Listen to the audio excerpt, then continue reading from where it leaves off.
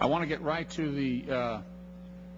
the employee retention plan. You have a copy of this in front of you? I do not.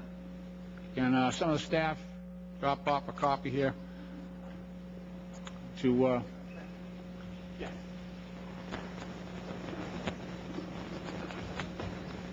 Hold your time. Can you hold my time till we get this down there?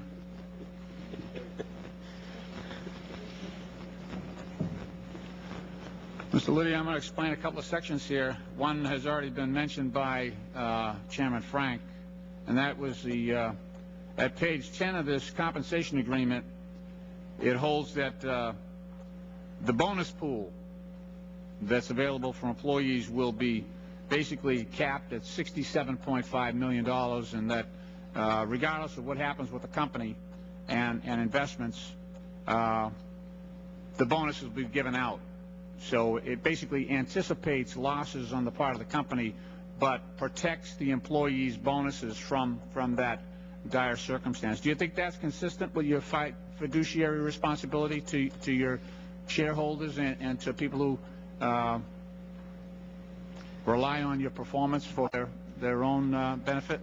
Congressman, you'll have to forgive me. I just am not familiar with that contract. I believe that contract is the annual performance bonus arrangement. Right, it is. No performance bonuses were paid in AIG FP, I don't believe, for 2007. I'm sorry. This is for retention. These are retention bonuses.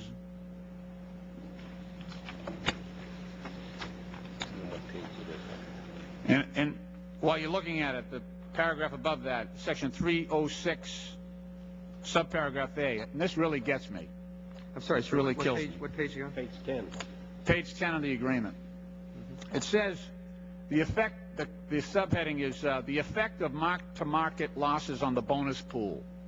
This is, again, a protection for the bonus pool for the employees. It says the bonus pool of any compensation year beginning with 2008 compensation year will not be affected by the incurrence of any mark-to-market losses or gains or impairment changes arising from the CDO portfolio.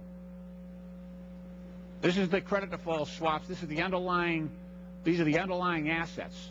So what you've done here is basically you've reserved the bonus pool for the employees, and not only have you done that in this agreement, but you've basically protected yourself, immunized yourself from the stupidest decisions made by AIG, which earlier in the testimony has been admitted to that it was the credit default swaps that were really the, by the financial products division that really brought this company down to where it is right now. And what you've done here in this agreement is basically you've immunized your own bonuses from that stupid decision. In other words, the bonus pool will not be affected by the CDOs and the credit default swaps that you were all worried about. And this agreement was written in 2007.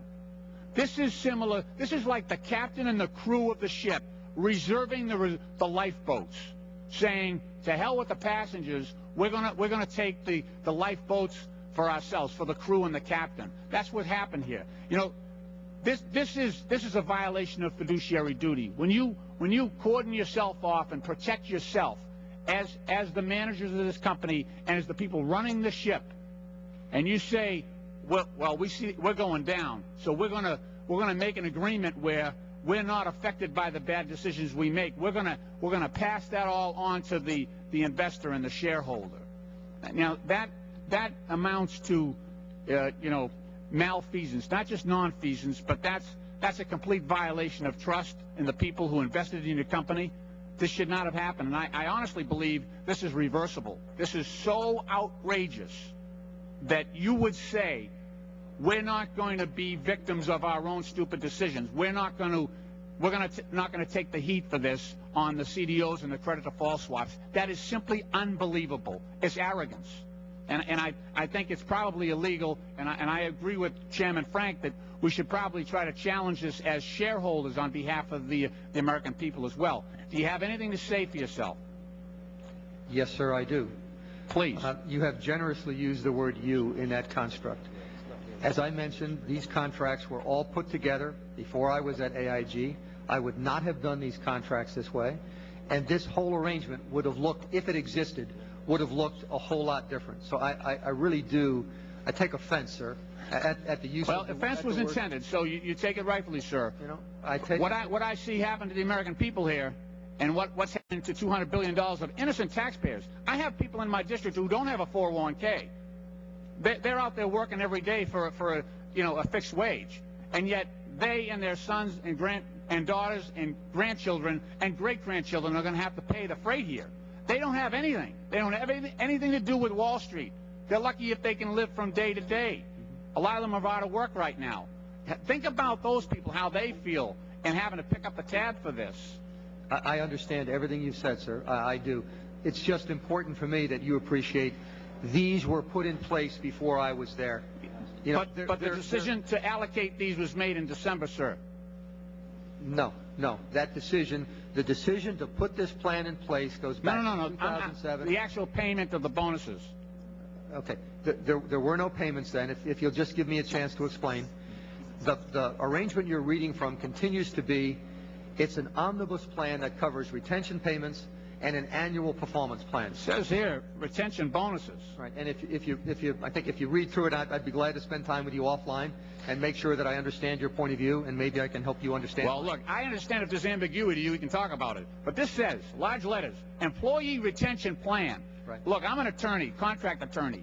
You might want to try that with somebody else, but this is the plain language within the four corners of this contract that we're talking about here, sir. Right, and it applies to the payment of annual performance bonuses, not to the payment of the retention plan itself.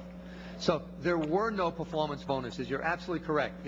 The clauses that are on here should not be in here. I would not have put them in there. We did not pay anything in accordance with those clauses. Okay. My time has expired, Mr. Chairman. I yield back.